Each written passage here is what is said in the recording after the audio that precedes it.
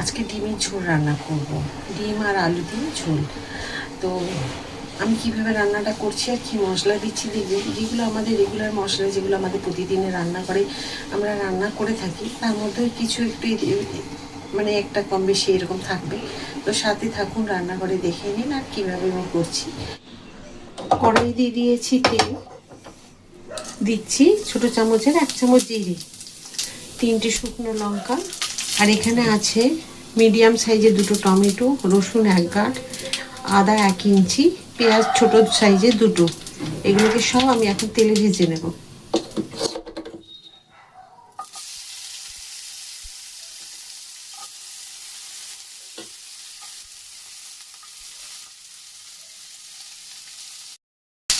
একটা বড় সাইজের এলাচ দিয়ে দিলাম।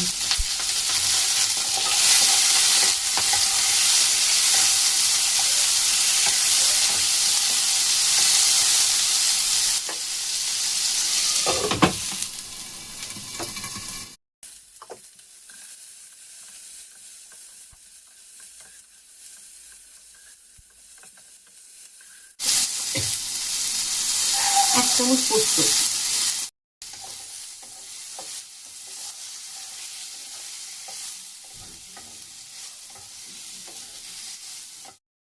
কড়াই এগুলো ঠান্ডা হতে ছেড়ে দেবো। আর এখানে ডিম আর আলু সেদ্ধ হতে দিলাম। এটা 2টো সিটি পড়ে গেলে তারপর আমি নামিয়ে নেবো। ডিম আর আলু সেদ্ধ হতে দিলাম। একটু নুন দিলাম, একটু হলুদ, ডিম দিয়ে দিলাম,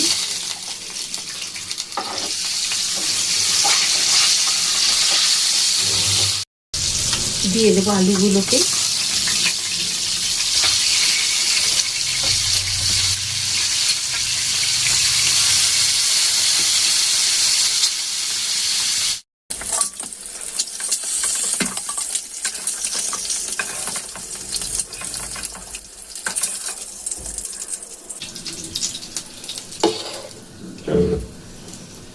দুটো তেজপাতা আর পেঁয়াজ।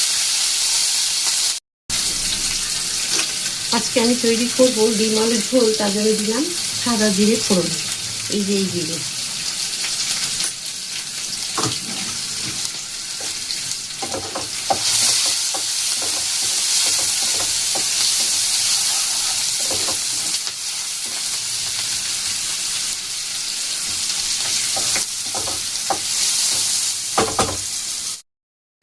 পেঁয়াজগুলোকে খুব বেশি লাল করে ভাজার দরকার নেই। এই যে দেখুন, এইরকম করে ভেজে গ্যাসের ফ্লেমটাকে কমিয়ে দেব। যে মশলাটা রেডি করেছিলাম সেটা এখন দিয়ে দেব।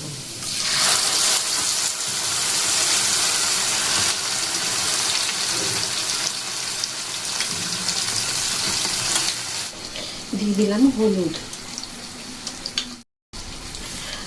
আমি ডিম ভাজার সময় অল্প একটু নুন দিয়েছিলাম, তাই এখন একটুখানি দিয়ে দিলাম। আর দিচ্ছি দেখুন এইটুকু চিনি, মানে হাফ চামচেরও কম, শুধু ব্যালেন্সটা একটু ঠিক থাকবে সেই জন্য।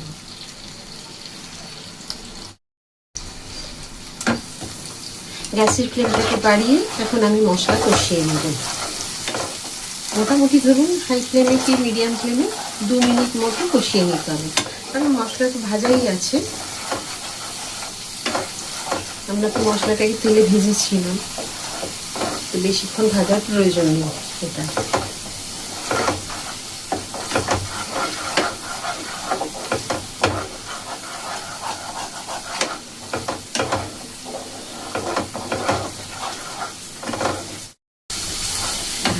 মশলা তো ভাজা হয়ে গেছে। তবে আপনাদের একটা কথা বলি, আপনারা এইভাবে একবার অন্তত ডিম রান্না করুন। এই যে পোস্তটা দিয়েছি না, ওর জন্য যে একটা এত সুন্দর ভাজা গন্ধ আসছে, সেটা আপনাদেরকে ঠিক বলে আমি বোঝাতে পারছি না। আপনারা তৈরি করলে বুঝতে পারবেন যে কেমন গন্ধ একটা সুন্দর আসে। ব্যাস, এবার যে মিক্সি ধোয়া জল সেটা একটু দিয়ে দেবো।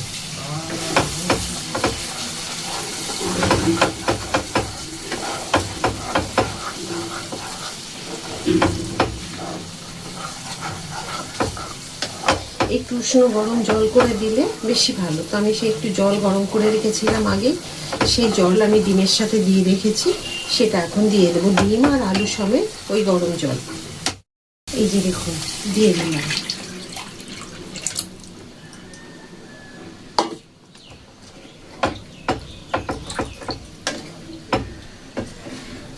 দিয়ে আমি 5 মিনিটের জন্য ঢেকে দেব।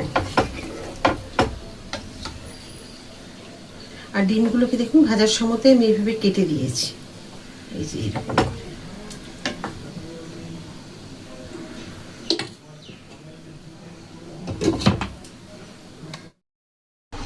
দেখুন ফুটে গেছে, আমি এখন ঢাকাটা খুলে নিই। দেখেছেন আমি যে খুব পাতলা করেছি, খুব যে বেশি তেল দিয়েছি তা না, আপনারা তো দেখেছেন, সাথে ছিলেন। অতিরিক্ত তেলও দিইনি, তবে হ্যাঁ যে মশলাটা দিয়েছি সেই ঝোলের জন্য খুব যে বেশি তা না। এই যে দেখুন পাতলা, আর এই যে দেখুন পোস্তগুলো দেখা যাচ্ছে, এটাই খেতে খুব বেশি ভালো লাগবে। এই যে দেখুন পোস্তর দানাগুলো দেখা যাচ্ছে একটু একটু, সেইটা। তো এই কারণে ডিমের এই ঝোলটা আরও সুস্বাদু হবে খেতে। তো এভাবে তৈরি করলে আপনারা দেখবেন বারবার এই রান্নাটা করতেই ইচ্ছা হবে। একটু দিয়ে দেবো শাহি গরম মশলা, ব্যাস রান্নাটা আমার পুরোটাই কমপ্লিট। সামনে থেকে দেখিয়ে দিলাম। আমি এবারে গ্যাস বন্ধ করে দিলাম। সুন্দর হয়েছে দেখুন, অসাধারণ। খুব যে পাতলা টেলটেলে ঝোল তাও নয়, আবার খুব যে কষা কষা মাখা সেটাও নয়, একদম অন্যরকম ভাবে করেছি রান্নাটা।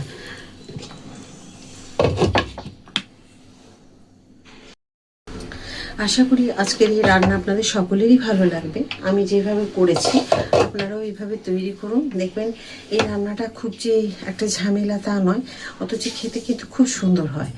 আর এই রান্নাটা যখন আপনারা তৈরি করে একবার খাবেন, তখন কিন্তু মনে হবে এর আগে এই রান্নাটা হয়তো করলে ভালো হতো, এই একজন গেস্ট এসেছিলো, এই রান্নাটা করলে ভালো হতো, এইরকম মনে হবে। তো যাই হোক, যা হয়ে গেছে হয়ে গেছে, এবার কিন্তু একবার তৈরি করে অবশ্যই খান। আর কেমন হয়েছে কমেন্ট করতে ভুলবেন না। যদি ইউটিউব থেকে দেখে থাকেন তাহলে কিন্তু লাইক, সাবস্ক্রাইব আর শেয়ার করে দেবেন, আর ফেসবুক থেকে দেখলে ফলো করে দেবেন। অবশ্যই রান্নাটা আগে তৈরি করে খান। আবার একটা নতুন কিছু রান্না নিয়ে আমি আপনাদের সকলের কাছে চলে আসবো। সবাই খুব ভালো থাকুন। রাধা রাধা।